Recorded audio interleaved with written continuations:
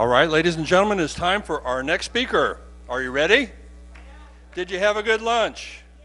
Did you have a good experience down at Daily Plaza? Are you enjoying the conference? You want to hear this man speak? You want me to shut up? Yes, you do.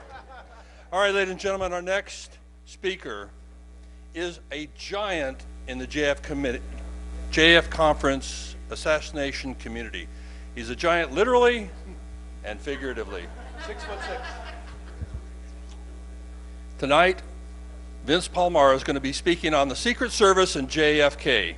Vince is the world authority on the Secret Service, has spoken to both medical personnel on duty in Dallas that day, as well as retired agents.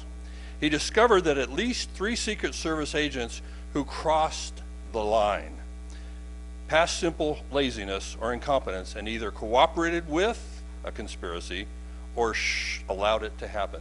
Ladies and gentlemen, please give a warm welcome to Vincent Palamara. Thanks a lot.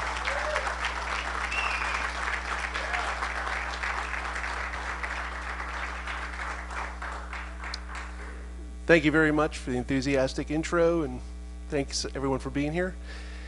Basically that's what it is. I said, what's your theory? Here's my fact. President Kennedy should have survived Dallas. It's as simple as that. And I have a lot of material, so we'll skip all the, get right to it. Okay.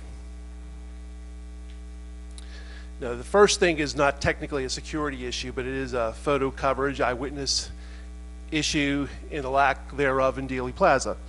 Press photo coverage involving professional eye and ear witnesses was still in motion photography. Normally, a flatbed truck was in front of the presidential limousine. Here we are, Honolulu, Hawaii, June of '63. 2 flatbed trucks, notice the arrows, for the presidential limousine. You wouldn't have had to rely on amateurs like Abraham Zapruder, Orville Nix, everybody else. And obviously, professional eye and ear witnesses, there you go. So that's just Hawaii. Here we are in Berlin. Again, you have agents on the rear of the limousine. We'll get to that issue in a moment. But there it is, flatbed truck. And we'll get to the $64 million question why they weren't there in Dallas. Here is a live television feed in Rome, Italy in early July of '63. Yep, that gentleman right there is filming. And in front of him is the press photographers, still in motion photographers, filming the motorcade. There's also agents on the back of the limousine there as well, Gerald Blaine and David Grant. Here is one of my, I could have been up here all day. I figured I gotta weed this down as far as documents go. This is from Mexico, photographers poll, talking about how they'll be in front of the limousine. This was standard before Dallas. This was standard since the FDR days, FDR, Truman, Eisenhower, and Kennedy, before 1963, before November 22nd to be exact. They were there all the time. Okay. And here again, not only just the press photographers in front of the limousine, you had the press van very close by, press bus, very close behind. And besides, we'll get to this issue in a moment about the agents being on the rear of the car. There's Gerald Blaine of the Kennedy detail fame there. And there you go. And it makes you think, wow, if they would have been there in Dallas. But hold that thought for a moment. And again, I could have been up here. Very similar looking documents of many trips, especially in DC. This is the show, the pull trucks, which are the 2 flatbed trucks. Number 1's the presidential limousine. There's the wire service cars. These were all from the JFK library. And I can't stress enough, as I do with my President Kennedy in life photographs, a lot of these documents and photographs have only become available in the last 5 to 10 years. Really, actually last 7 and on. They weren't available for many, many years. So definitely something to ponder as far as, thank God for the internet and the digital age. A lot of stuff's come out. Here we are, 4 days before Dallas, Tampa. It's Chuck Zboril and Don Lawton walking with a limousine. And you might say, hey, who took this photograph, Vince? Well, that was the White House photographer, Cecil Stoughton. Either him or Robert Knudsen were always in the fob car. And they were there up to, hey, the day before San Antonio. And hey, what's his view from? Oh, it's only from a police helicopter. Was filming the motorcade. Nothing to see here. See? But press coverage the day before, they were filming the motorcade from a police helicopter. This is San Antonio, Texas, and again, it's the day before the assassination. There is Cecil Stoughton taking his photograph. There's even a close-up view there. Yet in Dallas, in the interest of time, I'm not going to read this whole thing, Tom Dillard was forceful about this on C-SPAN in 1993, saying we lost our position at the airport. It was canceled at the last minute. Flatbed trucks. He was very forceful about this on C-SPAN. But this is his sworn Warren Commission testimony that normally a flatbed truck precedes the motorcade, and they weren't there. And it was a Secret Service that canceled the flatbed truck. So there you go. What need amateurs like Abraham Zapruder and everybody else. And this is an interesting news article just saying President Kennedy's administration, it was argued by some of the television cameras, could not get a good view of the president in the parade. It was also noted the Secret Service men were not placed around the president as closely as they have been on other occasions. This is a very important issue here. Secret Service agents often walked, jogged, or ran with the limousine, or actually rode on the rear of President Kennedy's limousine. And here's the surprising, the bubble top was used in a third of all of JFK's motorcades, often in good weather. It wasn't just rain. Here's Roy Kellerman, Dallas fame, and Bob Lilly. Okay, I spoke to Robert Lilly. He told me that, President Kennedy never interfered with our actions at all. Whatever he wants, the way it will be. He told us on election night, and he was with him from election night 1960 until October of 1963 when he got transferred. Riding on the back of the limousine, they reached speeds of 50 miles an hour. This is in Puerto Rico. No rain, beautiful, very hot conditions. They were going up to upwards of 50 miles an hour with the bubble top on. Here we are, early July '63, again in Rome. David Grant near JFK. David Grant was Clint Hill's brother-in-law. And Gerald Blaine of the Kennedy Detail book fame. And in the back of the car, beautiful motorcycle formation. Again, the back of your mind should always be, wow, imagine if this was in Dallas.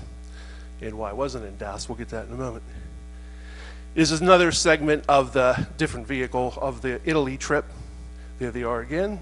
What's unstated in these photographs is obviously the press photographers are filming it. It's right in front of the motorcade too. Not amateurs, in this case it's life. Here we are in Bogota, Colombia. Roy Kellerman and Bob Lilly again on the back of the car. There's the full bubble top, closed follow-up car, good motorcycle formation, guards on either side, armed forces guards. Going at a pretty fast clip too. Here's the late when Lawson just passed away in front of the limousine. There's Art Godfrey, JFK, walking with the limousine. There's Agent Bill Duncan. These are different trips. This is South Dakota, walking with the limousine. Kennedy. Here's 4 days before Dallas. Chuck Zaboral and Don Lawton working on the back of the limousine. Don Lawton told me, and you'll hear the clip in a moment, he said, we always had regrets, remorse. Who knows, if they only would have left guys in the back of the car. You can hindsight yourself to death. The they is the Secret Service, nobody else. Not boogeymen, not the FBI, it's the Secret Service. Here we are in Germany, 2 agents on the rear of the car. Another segment of the Germany trip, 2 agents on the rear of the car.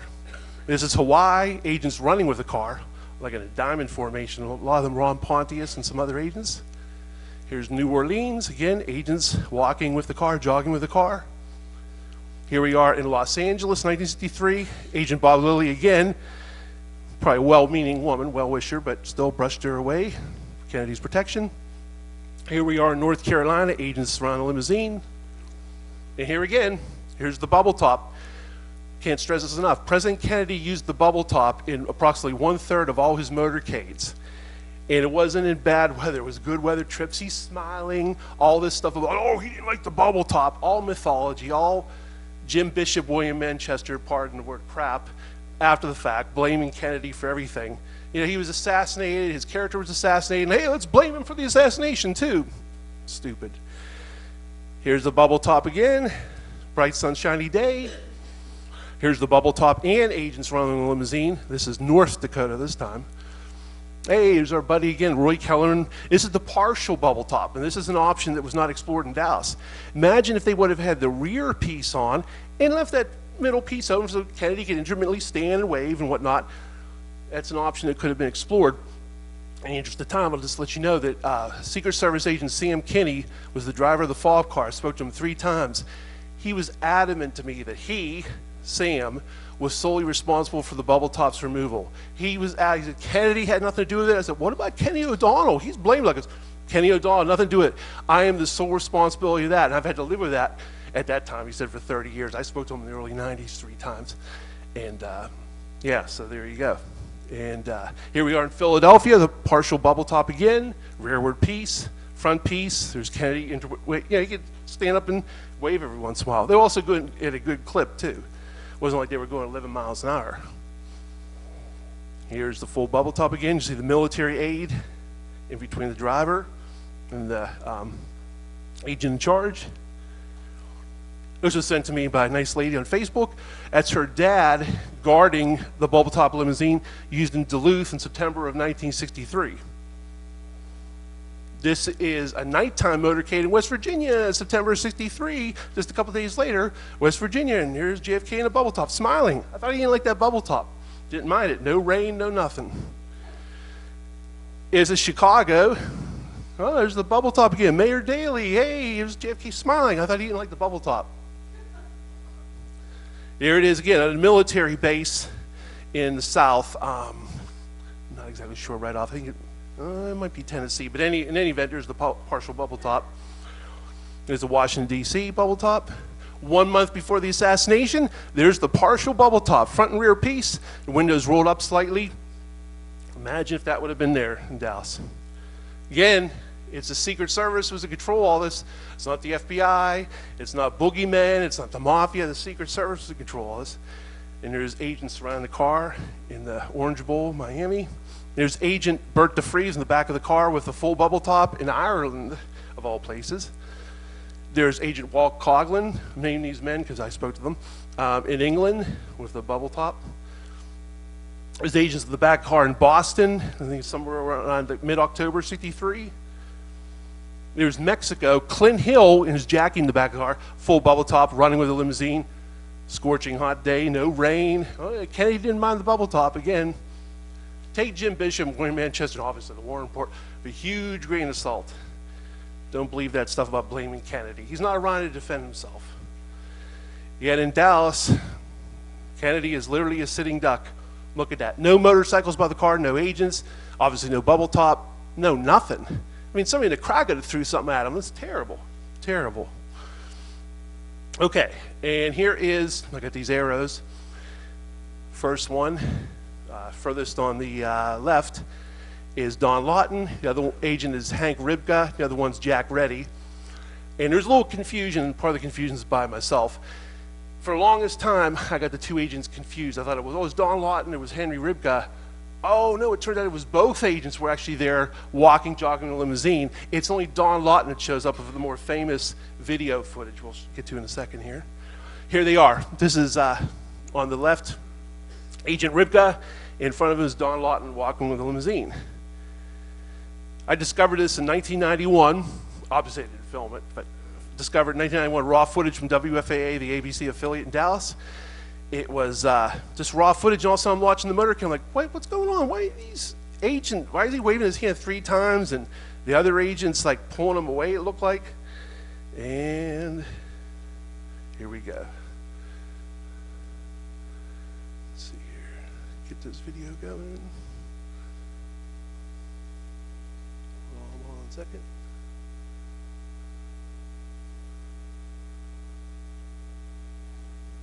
Be with you in a second. Turn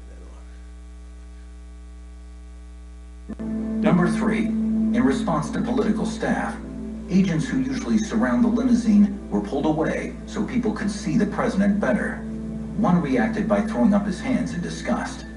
3 times he protested, what would prove to be a fatal error. Kennedy was killed by the 3rd shot from a sniper rifle, well after agents, if they had been nearby, could have pulled him out of harm's way. Number 3, in response to political staff, agents who usually surround the limousine were pulled away so people could see the president better. One reacted by throwing up his hands in disgust.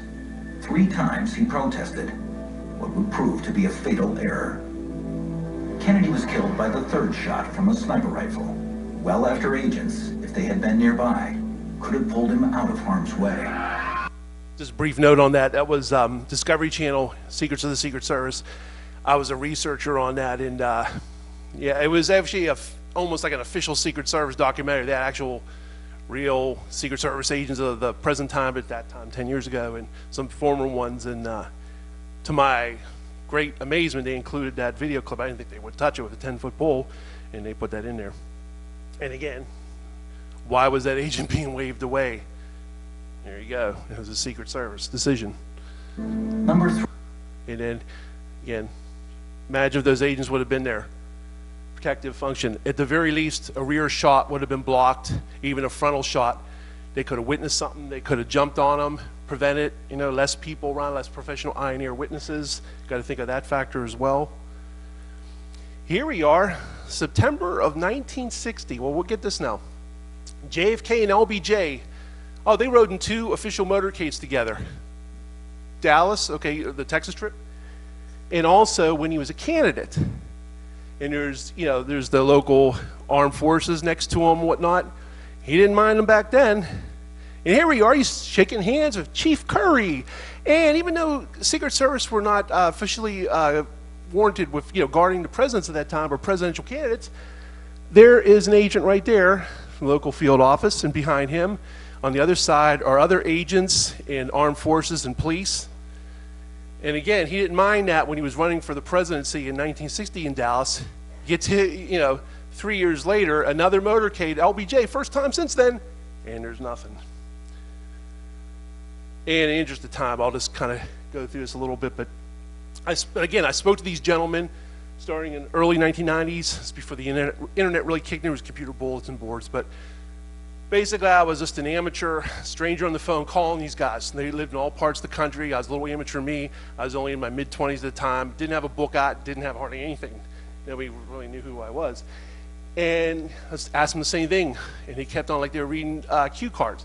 The #1 agent of the White House detail, well, I'll get to him in a second. I'll get to James Riley. Chief, no president will tell the Secret Service what they can or cannot do. That's what he testified under oath to the Warren Commission. Okay? Actually, this... Okay, now I'm on the right spot. Okay, yeah, the president, this is basically debunking the whole idea about the president being the boss of the Secret Service, which isn't true. And there you go. And then his predecessor, Huey Ballman, said the same thing, that he could legally countermand a direct decision by the president. This is a story that came out in the AP, November 15th, 1963. It stated that the Secret Service can overrule even the president where his personal security is involved. George McNally, former agent, agreed. Again, in the interest of time, Mike Riley, Bill Carter, Harry Truman agreed, said the Secret Service was the only boss the President of the United States really had. Lyndon Johnson's on record saying the same thing. Bill Clinton, quoting those 2 gentlemen in 1999 in dedication to the Secret Service building in D.C., said the same thing. I have to agree, that's true. They are the only boss we have. No boss when it comes to security, mind you. Okay. And again, just more of the same in the interest of time. Basically just saying the same thing. There's contemporary news articles saying that this whole thing, people have a tendency to think it's very natural thing. Hey, he's the commander-in-chief, he's the president of the United States. A little Secret Service, come on. When it comes to the president's security, the Secret Service is boss, not the other way around. So don't believe Bishop Manchester, Gerald Blaine, or Clint Hill in their books about that. Not true. Again, Kennedy ordering agents off the limit. This is what I was about to get to before when I was talking about the agents I spoke to. The #1 agent of the White House detail, Gerald Blaine. I don't remember Kennedy ever saying that he didn't want anybody in the back of his car. You talk about a moment that made me want to drop the phone in shock. David Lifton talks about the Seibert and O'Neill report, was his linchpin moment. He couldn't believe the surgery of the head area. He was reading this. When he told me this on the phone, I'm stammering. I can't believe it. I don't remember Kennedy ever saying he wanted him in the back of his car. This is the #1 agent with Kennedy he was with the Secret Service from FDR to LBJ, but he was with Kennedy from election night up to, well, he wasn't there at the time. He was on vacation, but we'll get to that in a moment.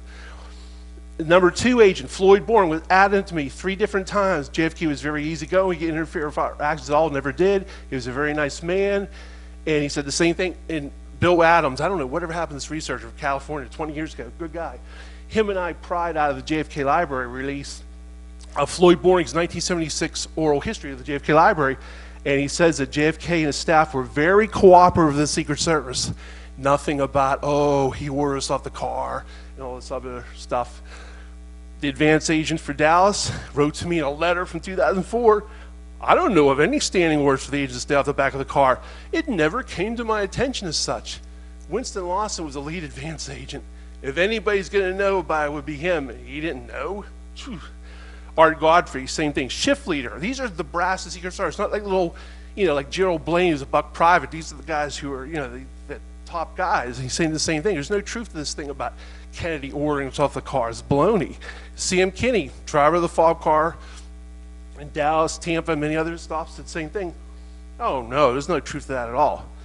And you'll get to hear some of these audio clips in a moment.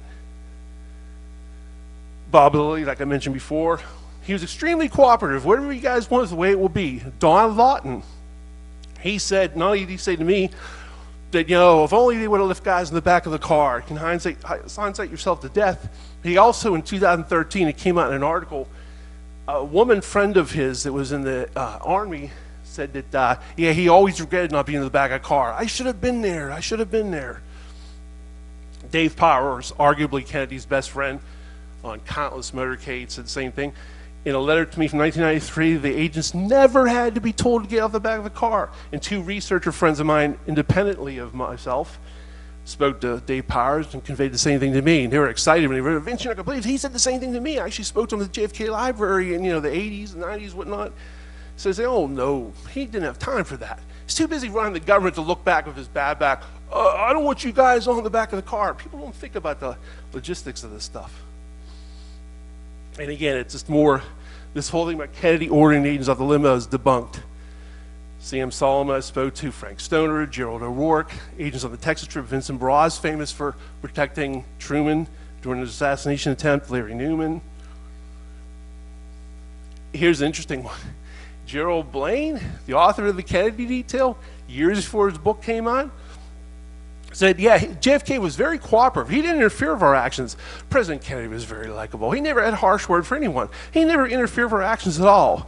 And when I relayed to him this thing, if you ever read William Manchester's book, The Death of a President, is a big deal made about, supposedly Kennedy said, get these Ivy League charlatans off the back of my car.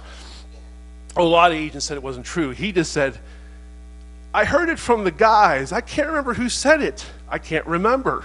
You might say, okay, what's the importance of that, Vince? Blaine's memory got a whole lot better 5 years later in his book. He said, I heard it loud and clear over my walkie-talkie. President Kennedy said, get those Ivy League charlatans off the back of the car. But he told little old me about 6 years before, I heard it from the guys. I can't remember who said it. And what really kills it is Florida Congressman Sam Gibbons, in a letter from me from 2004, I rode with Kennedy every time he rode. I heard no such order. As I remember it, the agents rode on the rear bumper all the way. Kennedy was very happy during his visit to Tampa. And this is amazing.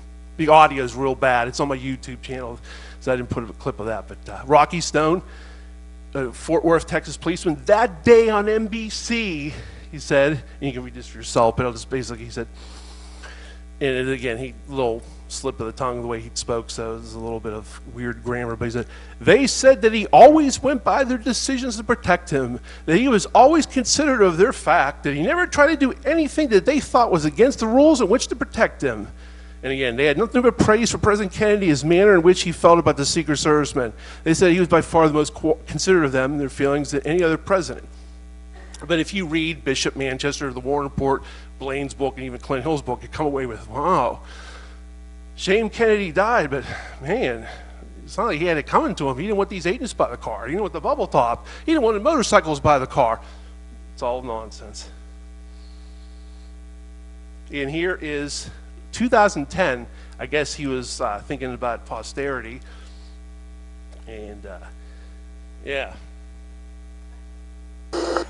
Well, he can tell you what he wants done, and he can tell you certain things, but that doesn't mean you have to do it. And what we used to do was always agree with the president, then we do what we felt was best anyway. Well, he can tell you what he wants done, and he can tell you certain things, but that doesn't mean you have to do it. And what we used to do was always agree with the president, then we do what we felt was best anyway. Again, he's basically been there. Yeah, we'd always agree with the president. We'd do what we felt was best anyway. The president wasn't the boss of the Secret Service, and even if he wanted to, I think he was being just a little jovial about it, but they did what they were going to do anyway. President Kennedy was thinking about his speech. He was thinking about legislation. He was thinking about world events with his bad back even. The last thing he was thinking about is, why is our Godfrey back there? Get him off that car. People believe that stuff. Can't believe it. And yeah, we'll play these. Now, some of the audio is a little up and down. Keep in mind, early 90s phone connections and whatnot. But yeah, some of the actual interviews, and all these gentlemen have passed away. Yeah, Sam Kinney, driver of the follow-up car, as you can see, there he is. I'll play this in a moment. And Floyd Boring and Gerald Bain. And yeah, they're all denying to me that President Kennedy ever ordered him off the car. One of the other things I found out interestingly enough is there's no truth to this thing about supposedly Kennedy ordered the agents off the back of the limousine. No, he had nothing to do with that. I figured that, because you know what? William Manchester makes the claim that Floyd Boring was ordered by Kennedy, and I'm quoting what it says in the book, it says, keep those Ivy League charlatans off the back of my car. That is false. Yes, I don't take it as the gospel, but I know other people have. I can't tell you how many times I've seen it repeated where President Kennedy told the agents, I guess yourself and other people, get these men off my limousine, don't do this. That's true. Okay. Very nice man. Yeah, it's... Never interfered with them at all. That's... I asked him on the trip before. Trip where the last vacation he had. Oh, okay, the one that Florida. That's right. Oh, okay, yeah. Yeah, there's something relating in his book about that, too. Supposedly, he makes it out like President Kennedy was real authoritarian and ordered the men off the back of the limousine. No, that's not true. I didn't think that was either. Yeah, Rufus Youngblood, it was one of the things he told me. He says that don't believe Manchester or Bishop. It's Kennedy didn't say that. He didn't find anybody on the back of the car. Head of the White House. Yeah, definitely take the one from Kennedy didn't say that. He didn't find anybody on the back of the car. Kennedy didn't say that. He didn't find anybody on the back of the car. know what I mean? Well, I know that, but you still have regrets, remorse, whatever. Who knows if they left guys on the back of the car or something. You never know. You second guess. You can hindsight yourself to death. You know what I mean? Well, I know that, but you still have regrets, remorse, whatever. Who knows if they left guys on the back of the car or something. You never know. You second guess. You can hindsight yourself to death. This is the lead advanced agent for Dallas, Winston Lawson. Keep in mind, the lead advanced agent for Dallas, Winston Lawson. This is an amazing letter he wrote me in January 12th, 04. I do not know of any standing orders for the agents to stay off the back of the car. After all, foothold and handholds were built into that particular vehicle. I am sure it would have been on a case-by-case basis depending on the event, intelligence, threats, etc. Keep in mind, ostensibly, officially, allegedly, there were no threats found in Dallas. Jerry Bain, a special agent in charge of the White House detail, as it was known then, Presidential Protective Division currently, would have been privy to that type of info more than I. See my other video where Bain adamantly denies that President Kennedy ever ordered the agents off the car. However, it never came to my attention as such. I am certain that agents were on the back on certain occasions. Again, I do not know of any standing orders for the agents to stay off the back of the car. However, it never came to my attention as such. This totally debunks the Kennedy detail. Here's the fateful Tampa motorcade of November 18th, 1963. This is Congressman Sam Gibbons. There's JFK, Senator Smathers, Agent Don Lawton, Agent Chuck Zaboril, Agent Floyd Boring, Agent Bill Greer. Let's focus on Congressman Gibbons. What did Congressman Gibbons have to say about the whole notion of JFK allegedly ordering the agents off the car in Tampa? Here's what he told me in this letter dated January 15th, 04, years before the Kennedy detail saw the light of day. I rode with Kennedy every time he rode. I heard no such order. As I remember it, the agents rode on the rear bumper all the way. Kennedy was very happy during his visit to Tampa. Sam Gibbons. This is an amazing letter from Dave Powers, arguably JFK's best friend for years and the former curator of the JFK Library. September 10th, 1993. Okay.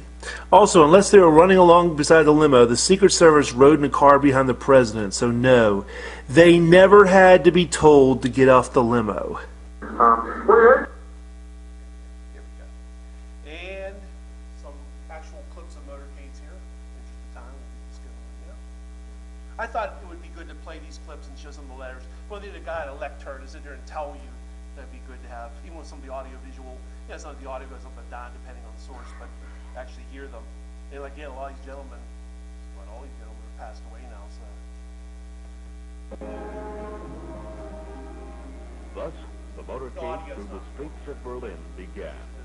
The entire route was lined with people who had waited hours to see the president, the man dedicated to the defense of peace and freedom. Never before had the Berlin Agents on the rear of the car, standard stuff. The audio is not important on these clips. They're just, you got the Irish jig music in there. It's from Trip to Ireland. Hey, there's the press pool in front, filming the motorcade. Look at all those motorcycles. In a moment, you'll see some of my, I'd call them friends, but I don't know if they think of me that way, but some of the former agents, Sam Solomon, Gerald Blaine of the Kennedy detail, Ron Pontius, Win Lawson's also on the back of the car there. They're using the fob car because the limousine broke down. I think it was in Belfast, one of the legs of the trip. Sometimes you'll see the SX-100, sometimes you'll see the halfback. Here we are in Italy. It's Win Lawson on the left getting on the back of the car. There's Gerald Blaine of the Kennedy detail. Ooh, forget you saw that clip. Gerald Blaine said that they weren't supposed to be on the back of the car. Ooh. Note the sarcasm.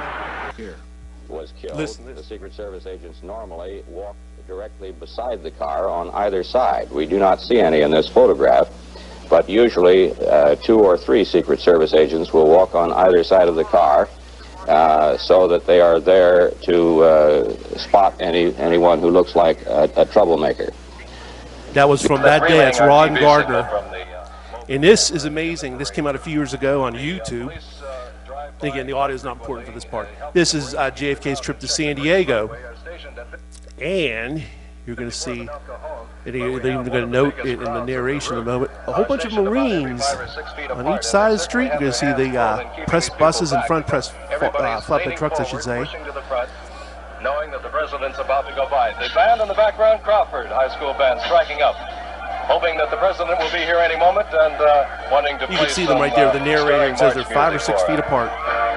May I again point out that the picture you see is not from 54th and El Cajon. The 2 press trucks, including a live mobile feed, still in motion photography, and more importantly, Marines facing the crowd 5 to 6 feet apart. It's from a vantage point about 4 blocks west of where we are, looking west and seeing the first of the motorcade as it goes by.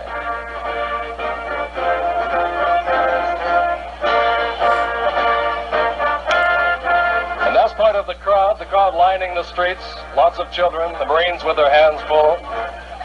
The motorcycle officer, I understand, has been instructed to make sure that everybody does not get out into the street. No reports of whether or not he has run over any toes or not, but doing a good job of keeping them by. Now, the presidential motorcade is approaching 54th and El Cajon. Everybody here is on his feet. The people are beginning to cheer. The people behind me are, of course, quite expectant. And get a little sneak preview of something you'll see in a second. Again, the audio is not important. First car coming by our camera at 54th and El Cajon. Building rooftops were often guarded between the FDR and JFK days. That's another reason why it looks like a sitting duck in a car, and he wasn't. Secret Service This is agents repeated. normally walk directly beside the car on either side. We do not see any in this photograph, but usually 2 or 3 Secret Service agents will walk on either side of the car so that they are there to spot anyone who looks like a troublemaker. Now keep in mind, in the nation's grief, all those details are going out one ear out the other. Like my mom and dad told me, you're still doing great. Said, Vinny, 9 people could have killed Kennedy. We were so consumed with grief. Those details you're throwing at me that day, when one ear not the other, about agents not being by the car, we didn't think those thoughts. We didn't care we lost our president. So it's only years later, looking in hindsight, you hear, what's Ron Gardner talking about there? And there you go. This is, you saw a still photo of it, but this is, again, all through the South American trip, the bubble tops in the back car, no rain, agents on the back of the car. Armed forces were on both sides. Look at that. Unbelievable. So my narration, I guess you can tell these are YouTube videos of mine put together. But and you can see the excellent motorcycle formation. Press was in front of the car and by the car. Press photographers. And here we go. Look at that. Even if people out there think that there was one shooter from the rear, imagine if they would have been on the back of the car and these security measures. Kennedy lives. It's just another assassination attempt like Reagan and Ford and Truman. Notice the excellent security for President Kennedy.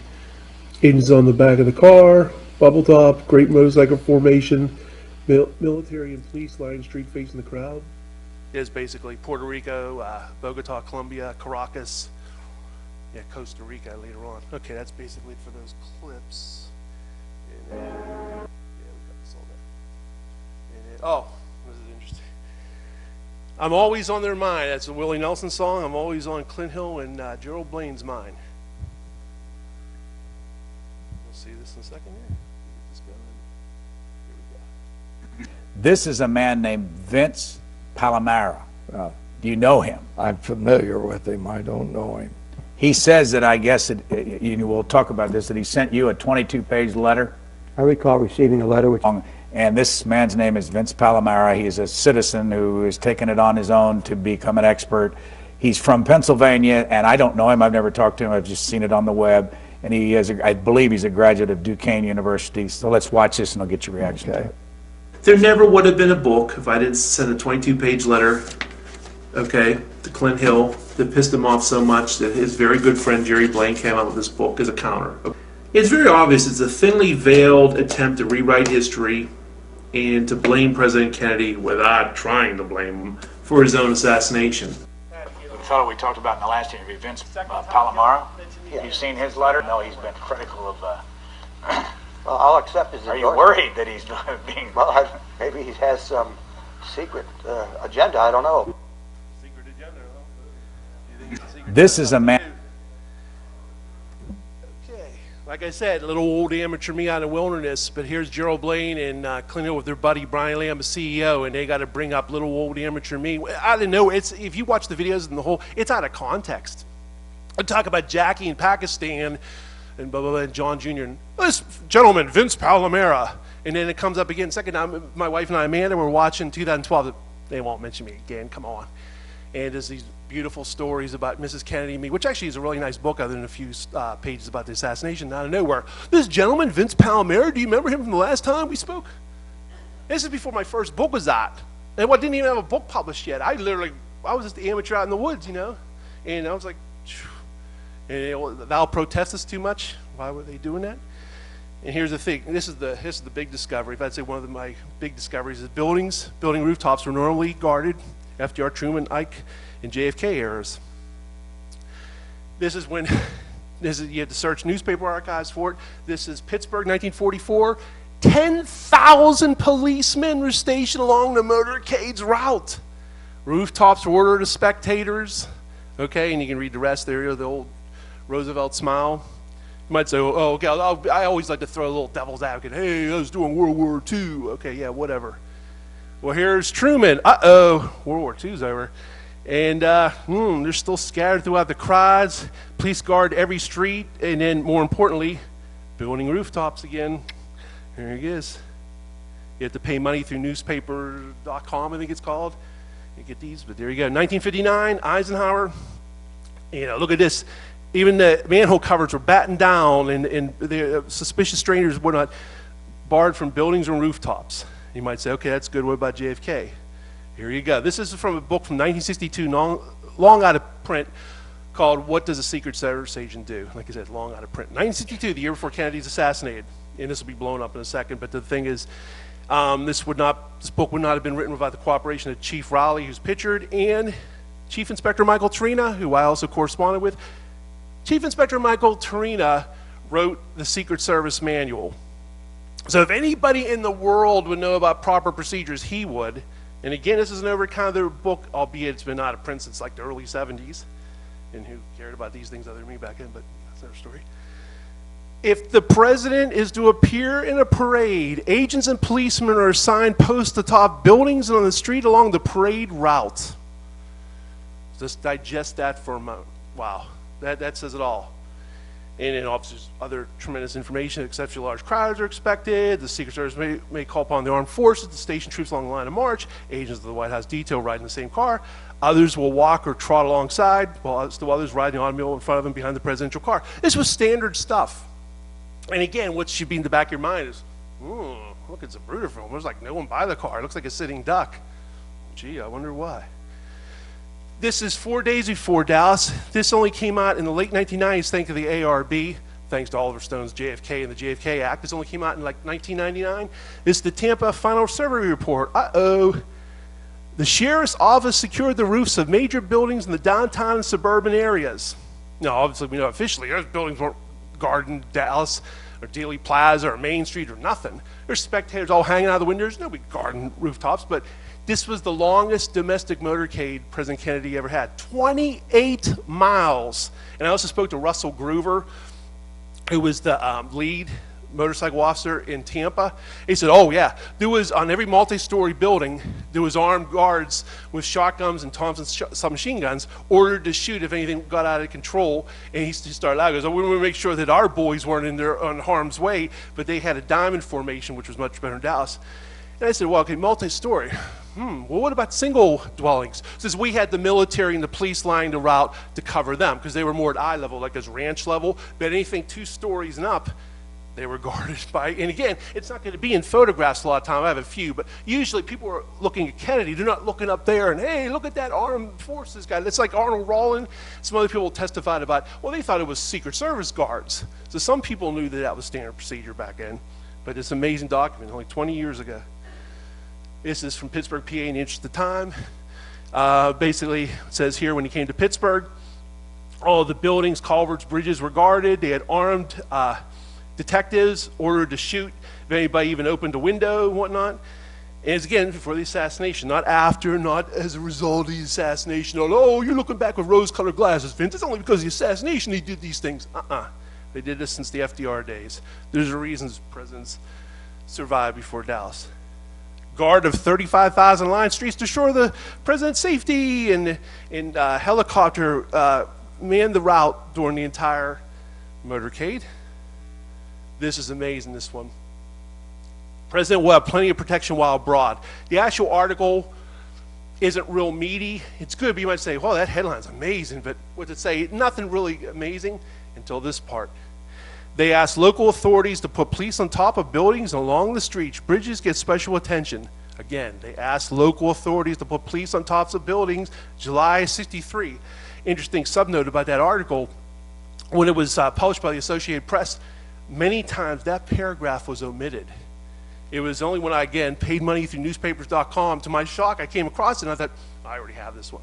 What? By buildings, like, what's this about? And the rest is history. So a lot of times that wasn't even advertised. Maybe it slipped out and the Secret Service didn't like that. JFK went to Nashville.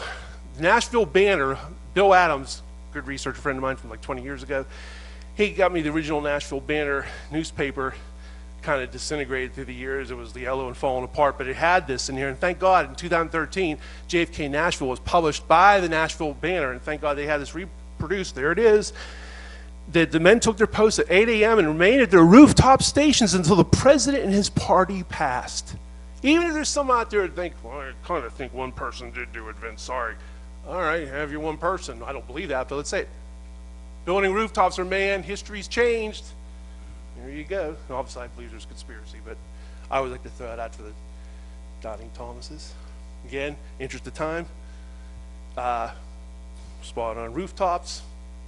Now, this is the inaugural, to be fair, complete survey of all buildings, water main, sewers, underground conduits. Thousands of troops guarded his routes. Here he is in Seattle. You got the two arrows about rooftops, building rooftops guarded. Here it is, an unannounced route, some manning rooftops. Here is in Paris, rooftops again. And this picture's those little arrows up there are actually the Paris police, the gendarmerie, I guess they're called. They were all on all the rooftops there. This came out December '63 and really angered the Secret Service. Former Chief Baumann, rule violation cited in JFK assassination, clearing of buildings on Parade Route called fundamental. And he said this was true in Washington, D.C. motorcades, and also all out-of-town motorcade routes. Chief Baumann saying that. Phew. But again, this is before Woodward and Bernstein, before the details. People cared about things back then, before tabloid press. You know, people, it was a more innocent time. People believed things they read about, and something like that would have went in one ear and not the other. Yet in Dallas, does it even be said, rooftops weren't guarded.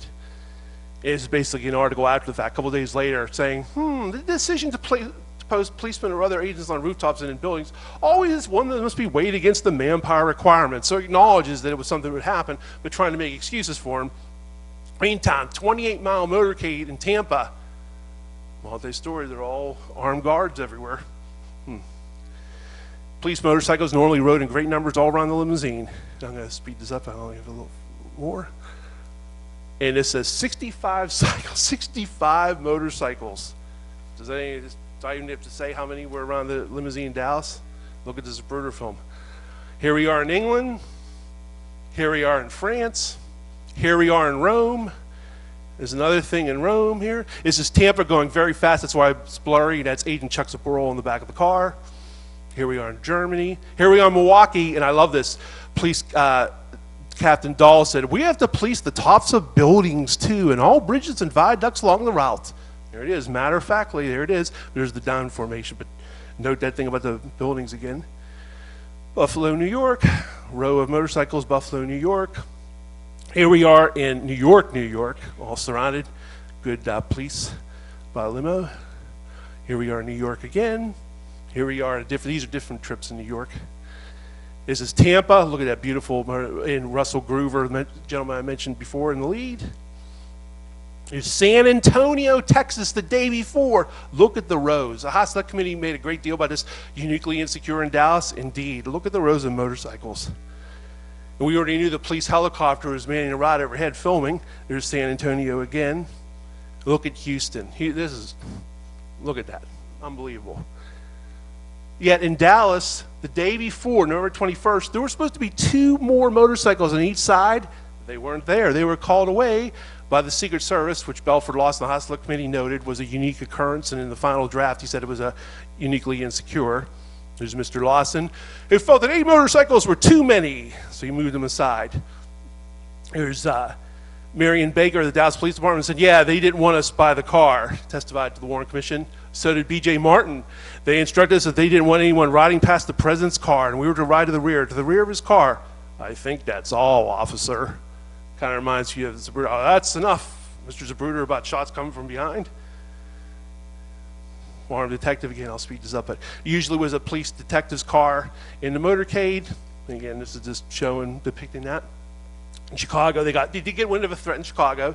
Again, there was prior threats before Dallas. Don Lawton rode on the back of the car. They had 6 motorcycles surrounding the limousine, and they had a detective's car filled with armed men. Here they are in Pittsburgh, armed men in a detective's car. Here they are in Costa Rica, a jeep with military men surrounding the agents surrounding the limousine. In Dallas, Chief Curry wanted the detective's car there. It was canceled. Will Fritz wanted his men there. They were canceled the day before. Here's Seth Canner. Will Fritz's men called off night before by Secret Service had planned to ride a closed car with machine guns and car behind President. And police and military line the streets and buildings. And here we go, just basically saying that. This is just proving that, and again, this is in Pueblo, Colorado, not foreign trips, domestic trips. There's all the arrows of the National Guardsmen on top of the roof as well, guarding president. That's how presidents lived in open cars before. Speed, good intelligence, military men line the street, police line the street facing the crowd, many undercover detectives in the crowds, agents on or near the rear of the car, partial bubble sometimes. It's not just luck rubbing a rabbit's foot. There's a reason why presidents live. And you can't think of today with terrorism and looking at even these pictures, oh, he's a sitting duck. You got to think of the 40s, 50s, and 60s. You got to think of a time when it was a single, rifle shot. It was a pistol before terrorism. So you got to put yourself in the context of the time. And again, there's a reason why presidents lived back then. Police on rooftops, police on rooftops. See if there's anything else. Like the Marines, you saw the videos, the Marines. This is 4 days before Dallas. There's the military police lining the streets. The ranch-style one-story building. That's how they protected them. Don't have to worry about you pulling a rifle out of a window there. Less obvious will be the thousands of plainclothesmen and West German police in the crowds. This is 1957, New York, Eisenhower.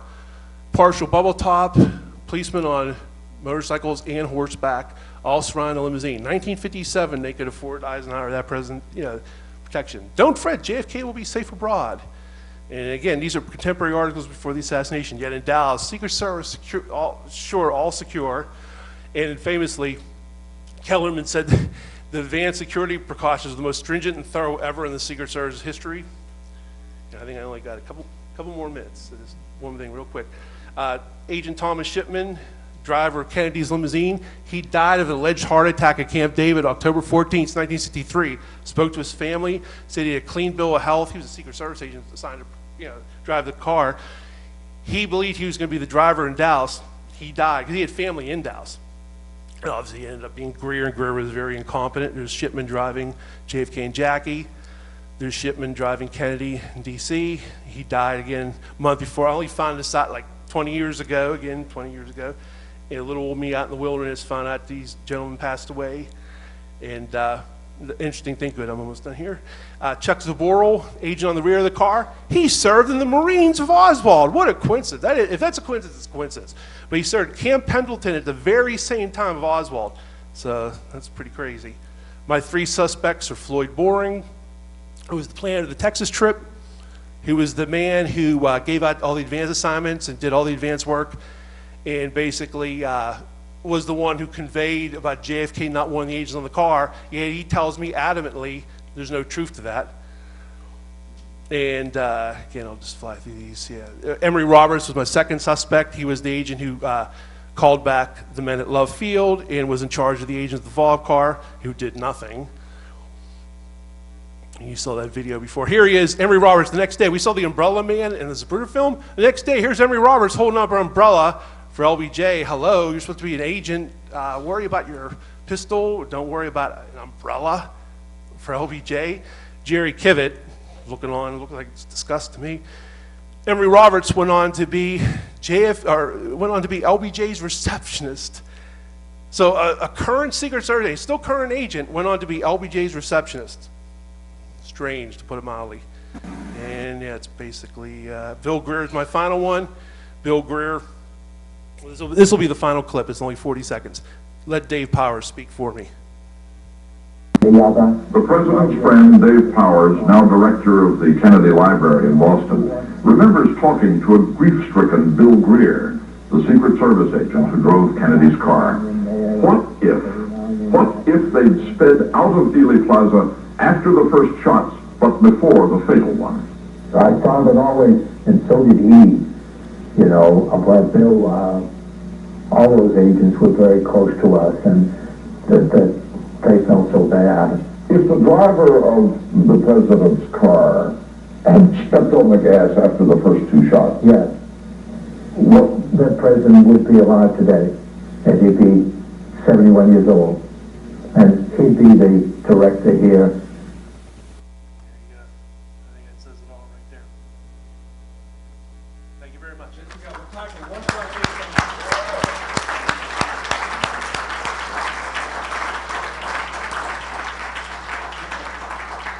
Hi, Vince. I haven't heard the name Bill Adams for years. I dealt with him, too.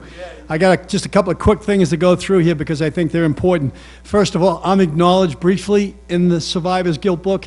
That book, everyone should buy that book. It is a fantastic book, absolutely fantastic. I recruited him for the Men Who Killed Kennedy series, and I'm very proud of that. And he should have had more time in that series. I had no anything, but I agree with that. You mentioned Jim Bishop. and I've dealt with Jim Bishop people, okay? Jim Bishop was a Del Charo regular. He was there. He was an unbelievable supporter of Clint Murchison. In all of I have his newspaper articles from the 50s and the 60s, always supporting the 27.5% oil depletion allowance, always supporting oil, always supporting the mob, always supporting Hoover and the FBI, always supporting Rowley. Rowley contributed to that book and big time, and he praises Rowley constantly. Rowley's the first man to shake LBJ's hand when he gets off Air Force One. When Manchester kept hammering LBJ to let me interview you for my book, he kept putting him off and putting him off and putting him off. He finally said, okay, come on over, I'll interview. He went over, and instead of LBJ, there was a guy sitting there. You ask me questions, and I'll answer the way LBJ would. And there was a squawk box. I'm almost done. There was a squawk box. It's obviously Johnson on the squawk box. And every time the guy who was answering said something that Johnson didn't like, the little red light would go on, and the guy had to run in the back and get the right answer and come back and amend it. That man was Jack Valenti, okay? Jack Valenti, all right? It's Valenti who is the man who invited Kennedy to the Albert Thomas dinner the night before. That's how they got him there. Not all that other stuff, just like you point out, all the other lies and myths, okay? Then when Bishop says, I'm gonna write a book on the assassination, he goes to LBJ, no problem. LBJ and Lady Bird cooperate with Bishop completely. And finally, I met Dave Powers. I talked about him yesterday. He absolutely believed in a Graciano right shooter, and I showed him a gunman on the other knoll, and his eyes nearly came out of his head. I think that covers everything. Thank you.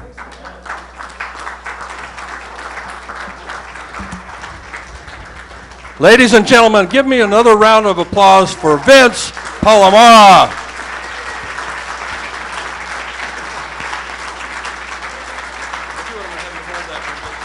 Thanks a lot. Appreciate it. Thanks. And have him assist me here. We have a little something special here for Vince. On behalf of the JFK Assassination Conference, we are awarding him with the Justice for John F. Kennedy Award from the JFK Assassination Conference for 2019.